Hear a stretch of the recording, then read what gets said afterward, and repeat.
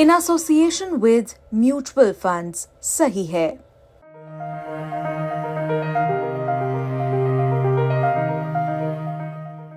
Faecal coliform बढ़ने के बहुत सारे कारण हो सकते हैं। या तो कहीं सीवेज लीकेज है, या बहुत बार होता है कि वे इस प्रकार की नदियां हैं, कोई वह चैनलाइज तो है नहीं, भैंस है, गाय है या अन्य जानवर उसमें आते हैं, नहाते हैं, उसके कारण भी, उनके गोबर आदि के कारण भी इसकी मात्रा तेजी के साथ बढ़ती है। नेशनल ग्रीन ट्रिब्यूनल ने प्रयागराज में गंगा यमुना नदियों में फीकल कैलिफॉर्म बैक्टीरिया का लेवल बढ़ने पर चिंता जताई। सेंट्रल पॉल्यूशन कंट्रोल बोर्ड ने 3 फरवरी को एक रिपोर्ट पेश की, जिसमें महाकुंभ मेले के दौरान इस बैक्टीरिया के स्तर में बढ़ोतरी के संकेत मिले। खासतौर पर संगम के पास दोनों नदियों में कई जगह पर बैक्टीरिया का लेवल बढ़ा हुआ पाया गया। शाही स्नान के दिनों में ये बढ़ोतरी ज्यादा देखने को मिली। CPCB ने अपनी रिपोर्ट में कहा कि प्रयागराज में गंगा फीकल कैलिफॉर्म बैक्टीरिया से दूषित है। पानी की क्वालिटी बिगड़ने की वजह से प्रयागराज की नदियों का पानी नहाने लायक नहीं है। फीकल कैलिफॉर्म बैक्टीरिया इंसान और जानवरों के मल में होता है और सीवेज के जरिए पानी में मिल जाता है। इससे पानी की क्वालिटी खराब हो जाती है, जिसके बाद से यूपी विधानसभा में लगातार इस पर बवाल मचा। इस पूरे बवाल के बीच CM योगी आदित्यनाथ ने सदन में आकर क्या कुछ कहा, वो सुनिए। गंगा जी हो या यमुना जी हो, प्रयागराज के जितने भी वहां पे संगम स्थल से जुड़े हुए जितने भी वहां के अगल बगल के जितने भी नाले हैं, जितने भी इस प्रकार के सीवर का है, ड्रेनेज का है, सबको टेप करके या तो STP में या बायोरेमेडिसन या जियो ट्यूब के माध्यम से उनके शुद्धिकरण के बाद ही उसे वहां पर वो किया जा रहा है। दूसरा है ट्रीटमेंट के बाद ही उस जल को छोड़ा जा रहा है।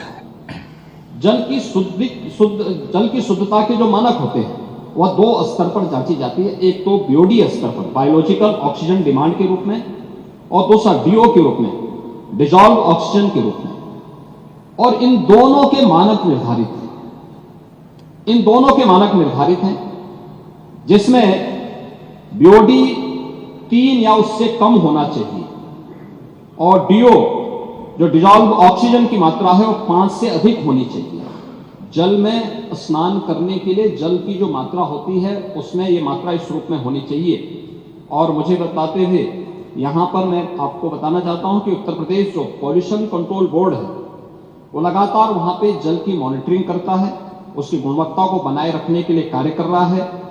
और आज की जो उनकी रिपोर्ट है संगम की, कि संगम और उसके आगे पीछे जो BOD है वो 3 या उससे कम है और डिजॉल्व ऑक्सीजन की मात्रा ये 8 और 9 से अधिक पाई जा रही है। यानी संगम का जल स्नान करने लायक भी है और आचमन करने लायक भी है। जो लोग इसका दुष्प्रचार कर रहे हैं वे उन सबको इस बात को देखना चाहिए। एक समाचार पत्रों में एक न्यूज जो देखने को मिली, मैं भी देख रहा था, पुरानी न्यूज है, NGT के माध्यम से, NGT का नाम लेकर के दिया गया है, किसी ने दिया है, जिसमें उन्होंने कहा है कि फीकल कोलिफॉर्म की उसमें उन्होंने चर्चा की। एक फीकल कोलिफॉर्म की जो मात्रा उन्होंने की है इसमें 2500 MPN यानी मोस्ट प्रोबेबल नंबर, ये उससे उसका मापक माना गया है।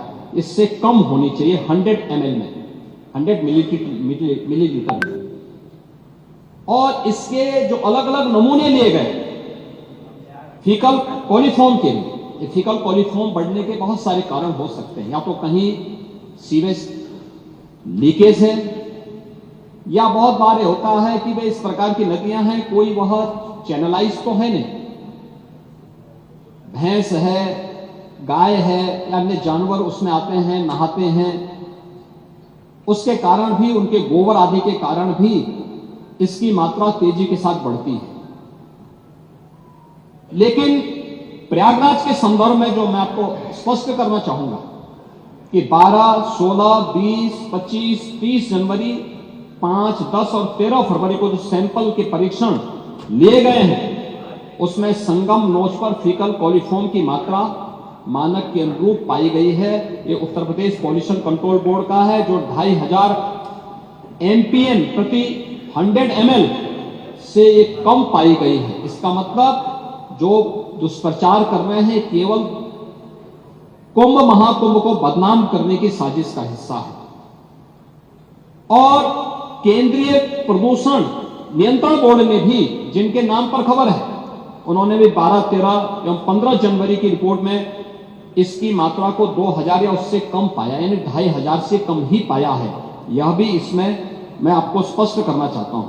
और महोदय, मैं इसीलिए कहना चाहूंगा कि ये जो नकारात्मक सोच है, दुष्प्रचार के माध्यम से महाकुंभ को बदनाम करने की साजिश का जो हिस्सा है, ये उन करोड़ों लोगों की आस्था के साथ खिलवाड़ है और किसी जाति, मत और मजहब से जुड़े हुई संख्या भी नहीं है और किसी वर्ग का भी नहीं है।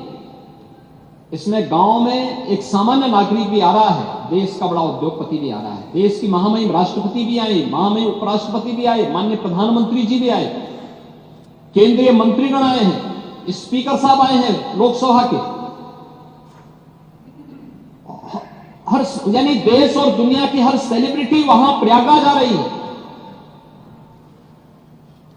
उच्चतम न्यायालय के माननीय न्यायाधीश हो या हाईकोर्ट, तमाम उच्च न्यायालयों के माननीय न्यायाधीशों की संख्या, समाज का हर तबका प्रयागराज के लिए उमड़ रहा है, हर व्यक्ति आ रहा है। और क्या प्रचार करना बुरा था क्या? क्या हमें उत्तर प्रदेश की किसी उपलब्धि को, उत्तर प्रदेश की किसी आयोजन को देश और दुनिया के सामने नहीं ले जाना है क्या? संगम में प्रदूषित पानी की गुणवत्ता को लेकर सीपीसीबी और यूपीपीसीबी ने अपनी रिपोर्ट में अलग अलग दावे किए हैं। सीपीसीबी का कहना था कि प्रयागराज में गंगा यमुना का पानी नहाने लायक नहीं है। वहीं यूपीपीसीबी का कहना है कि ये पानी नहाने के लिए उपयुक्त है। एनजीटी ने यूपीपीसीबी की रिपोर्ट पर सवाल उठाते हुए कहा कि ये रिपोर्ट लेटेस्ट रिपोर्ट नहीं है, इसमें पानी की गुणवत्ता से जुड़े सारे मापदंडों का भी जिक्र नहीं है। यूपी सरकार ने कहा कि वो सीपीसीबी की रिपोर्ट का अध्ययन करेंगे और उस पर कार्रवाई करेंगे। यूपीपीसीबी गंगा यमुना में पानी की गुणवत्ता को लेकर एक हफ्ते में नई रिपोर्ट दाखिल करेगा। अगली सुनवाई 28 फरवरी को होगी। ब्यूरो रिपोर्ट यूपी तक।